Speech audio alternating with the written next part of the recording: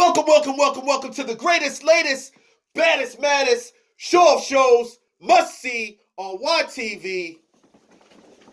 Pigskin facts, history and news. I once again am your host of hosts, Fred. Welcome. We are close to ending the year of March, and unfortunately, we had this pandemic thing, the coronavirus thing going on. Everybody's talking about it. But you know what, my friends? I just want to say to you, keep the faith out there. Stay on your knees. Pray to the man upstairs. He'll see you through. We'll get through it. All right. Today, we're going to have a special look. We're going to take a look at the Redskins' recent 2020 free agency. Free agency started on the 18th. The tampering actually started on the 17th, the day before. The Redskins have re-signed 2 players, and so far they have signed 8 players in free agency to shore up some needs. And we're going to go a little over that later. But first, we're going to go to Pigskin Facts, and we're going to go into the history section. So, Pigskin Facts. What year did the Redskins and Detroit Lions, start off their rivalry?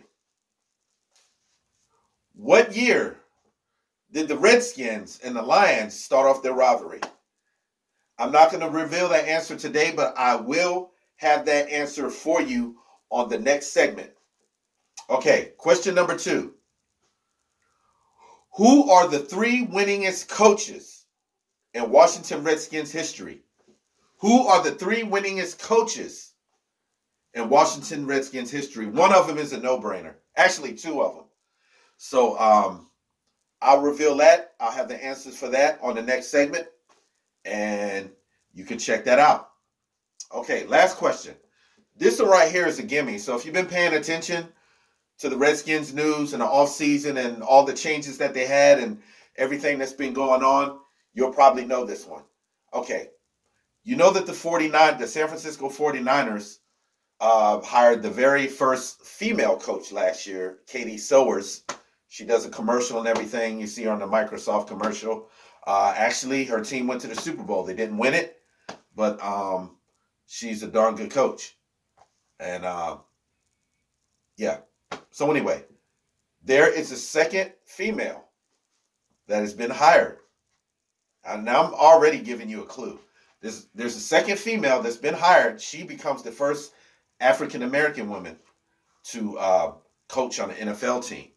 The Redskins have hired her and this offseason, and all I need for you is to guess the name.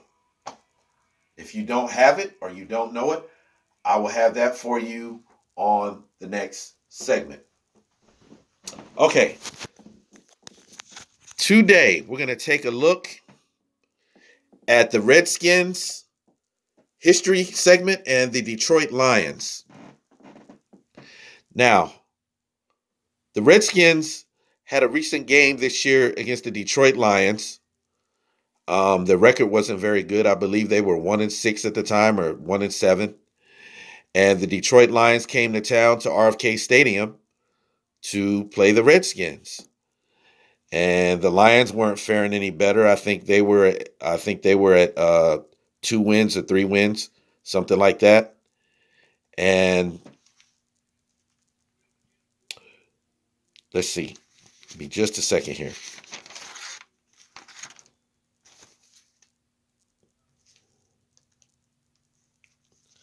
All right.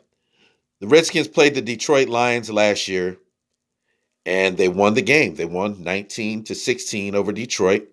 They won their second game of the year.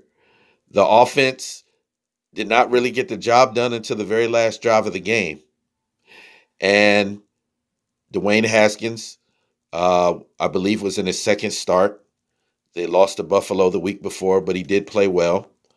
And he had his second start. He didn't play too well in this game, but he did just enough to lead the Redskins to victory. He was 13 of 29 for 156 yards, 1 interception, and they were not effective. Redskins were not effective running the ball. They gained about 86 yards combined off of the efforts of Adrian Peterson, Dwayne Haskins, and Darius Geis. And the special teams, I believe, and the defense won this game for the Redskins. The secondary was without Josh Norman in the lineup. Um, the Redskins played their best game of the year defensively. They got 4 turnovers off the Lions' offense, 3 interceptions, 1 forced fumble, and a game-winning INT to close it out. Steven Sims Jr. botched a clean catch on a kickoff return that might have been what he needed because he quickly recovered, and afterwards he sprinted 91 yards for the score in the lead, which proved to be embarrassing and demoralizing for the Lions losing this game. Yeah.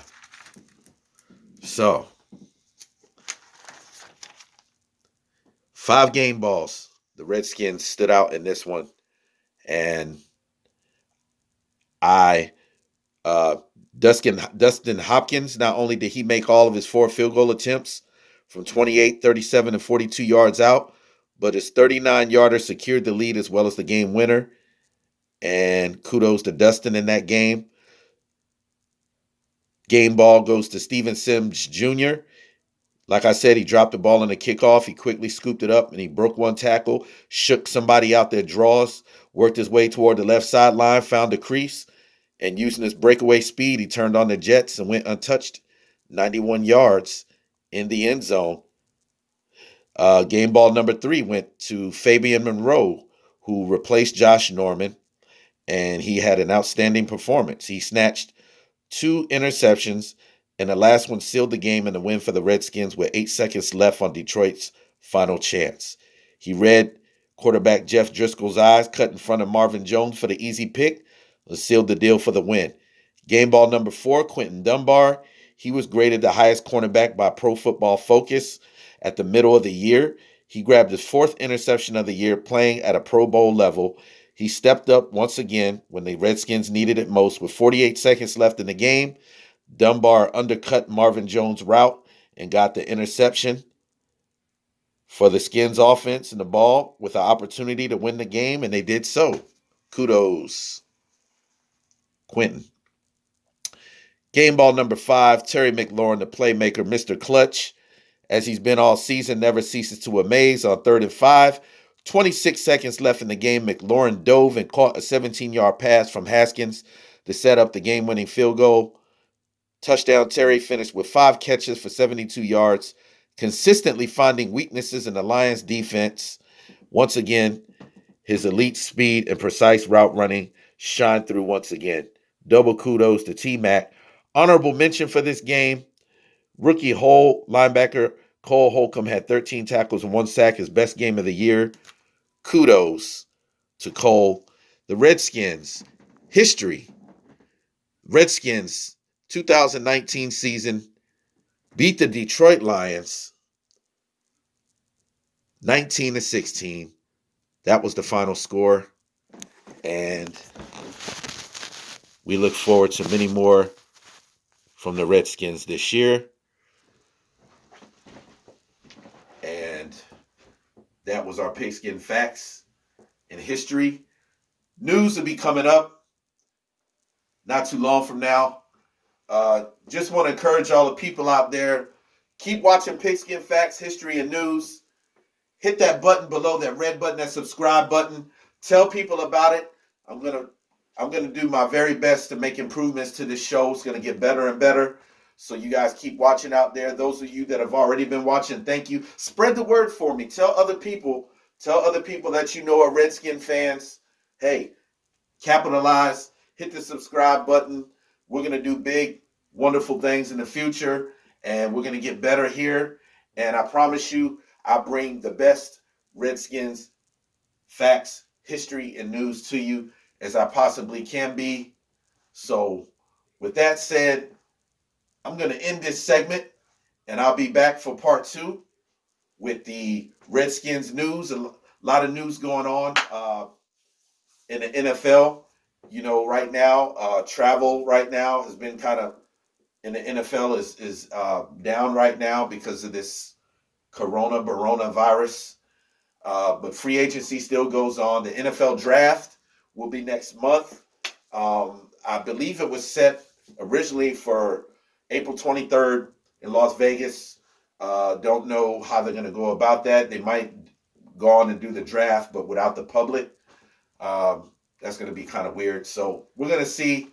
And so stay tuned for part 2 for Pigskin Facts, History, and News. I am your host of hosts, must see on YTV. I'm Fred. I'll catch y'all in a minute.